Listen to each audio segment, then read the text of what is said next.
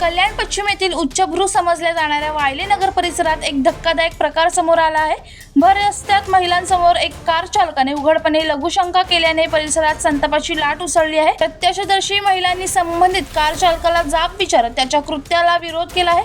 मात्र चूक मान्य करण्याऐवजी त्या चालकाने महिलांना शिवीगाळ करत घटनास्थळावर पळ काढण्याचा आरोप करण्यात आला आहे। या प्रकरणानंतर स्थानिक नागरिक आणि महिलांमध्ये तीव्र नाराजी व्यक्त होत असून संबंधित कार चालकाविरोधी वाहतूक विभाग आणि पोलिसांकडे तक्रार दाखल करण्यात आली। या दरम्यान शिवसेना ठाकरे गटानेही या घटनेचा निषेध करत आरोपी वाहन चालकाला तातडीने शोधून कठोर कारवाई करण्याची मागणी केली असून अन्यथा तीव्र आंदोलन छेडण्याचा इशारा देण्यात आला आहे।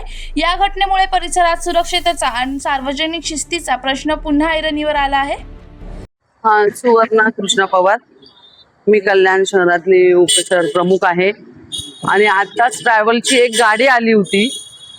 त्यांनी पाण्याची बाटली बाजूने घेतली, गुळणा केली आणि तो माणूस खाली उतरून इथेच उघड्यावर लघवी करतोय।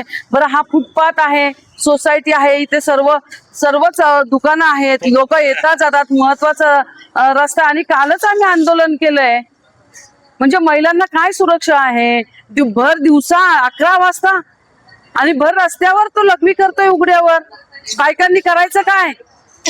आणि काय करतोय सरकार?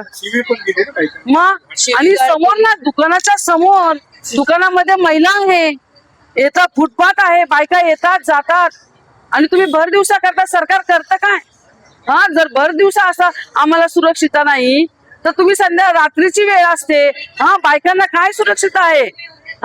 2-2, 4-4 वर्षाच्या मुलींवर पण असं चाललंय, म्हणजे त्या बायकांना पण बघत नाहीये। आमच्यावर अन्याय होतोय 11 वाजता रोडवर, आणि रहदारीचा रोड आहे। मी राजेश लोंढे, शिवसेना उद्धव बाळासाहेब ठाकरे संघटनेचा उपविभाग प्रमुख। आता जसं यांनी सांगितल्याप्रमाणे आज सकाळी दिवसा ढवळ्या सकाळी 11 वाजता इथे एका ट्रॅव्हल्सची गाडीने ड्रायव्हर त्यांनी रस्त्यावर उभं राहून लघुशंका करतो महिलांसमोर। कालच आम्ही आंदोलन केलं, महिला सुरक्षेविषयी आवाज उठवला होता आणि आज दुसऱ्या दिवशी हे होत आहे। याच्यावर प्रशासन करतंय काय? मला प्रशासनाला, पोलिसांना, सगळ्यांना हा प्रश्न आहे की जर दिवसा ढवळ्या जर असं होत असेल तर उद्या महिलांच्या सुरक्षेचा प्रश्न ऐरणीवर आला आहे। हे काय सरकार झोपलंय काय?